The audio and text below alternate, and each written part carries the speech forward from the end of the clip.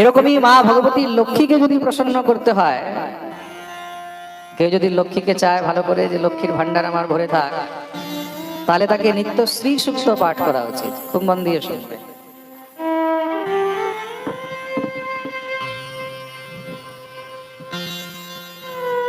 এটা তো সবাই চায় যেন আমাদের ঘরে লক্ষ্মীর ভান্ডার ভরে থাক। কি আশা করো? কেউ চায় যে লক্ষ্মীর ভান্ডার ভরে না থাক? সবাই চায় যেন আমাদের ঘরে লক্ষ্মীর ভান্ডার ভরে থাক।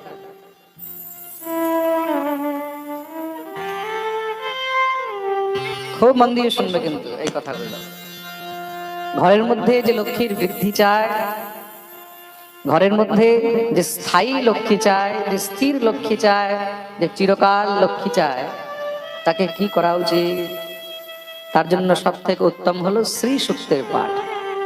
শ্রী সূক্তের বই পাওয়া যায় আলাদা করে, বেশি কিছু করতে হবে না, নিত্য শ্রী সূক্তের পাঠ করতে হবে। সামনে মা ভগবতী লক্ষ্মীর একটি ফটো রাখবে। আর লক্ষ্মীর ফটো কোনটা সব থেকে উত্তম? উলুক বাহিনী নয়। খুব মন দিয়ে শুনবে। লক্ষ্মী শুধু উলুক বাহিনী নয়, উত্তম কোনটা? লক্ষ্মীর ফটো কিন্তু কোনটা রাখলে সব থেকে উত্তম হয়? এক হলো লক্ষ্মী কমলাসনা। খুব মন দিয়ে শুনবে। এক হলো কমলাসনা মানে কমল বাহিনী।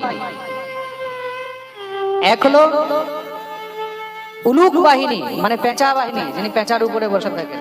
এক হলো কমলাসনা, যিনি পদ্ম ফুলের উপরে বসে থাকেন। এক হলেন গজবাহিনী, যিনি হাতির উপরে বসে আছেন। সব থেকে উত্তম হলো গজবাহিনী লক্ষ্মী, তাকে স্থির বলা হয়। ঘরের মধ্যে যদি লক্ষ্মীর ফটো রাখতে হয়, তাহলে সব থেকে উত্তম হলো গজবাহিনী লক্ষ্মী। খুব মন দিয়ে শুনবে কিন্তু। গজবাহিনী লক্ষ্মী যদি ঘরের মধ্যে থাকে, যদি তার চিত্রপট, তার ফটো থাকে, তাতেও সেই ঘরের মধ্যে কিন্তু লক্ষ্মীর কমি হয় না। আর তার সঙ্গে যদি শ্রী সূক্তের নিত্য পাঠ করা হয়, 16টি মন্ত্র রয়েছে শ্রী সূক্তের, ঋগ্বেদ থেকে নেওয়া হয়েছে। ওম হিরণ্যবর্ণাম হরিণীম সুবর্ণ রজতস্রজাম চন্দ্রাম হিরণময়ীম লক্ষ্মীম জাতবেদো মাবহ। প্রথম শ্লোক। তাং মাবহ জাতবেদো লক্ষ্মী মনপগামিনী। এভাবে 16টি মন্ত্র রয়েছে, বেশি সময় লাগে না, যে কেউ পাঠ করতে পারে।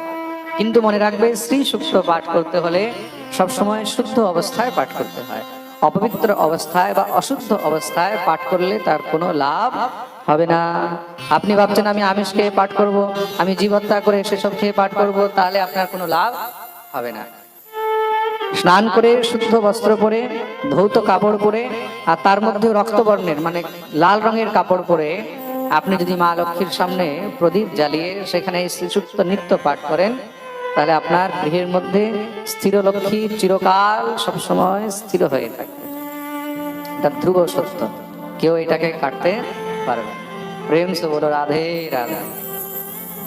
বলি লক্ষ্মী মাইয়া কি।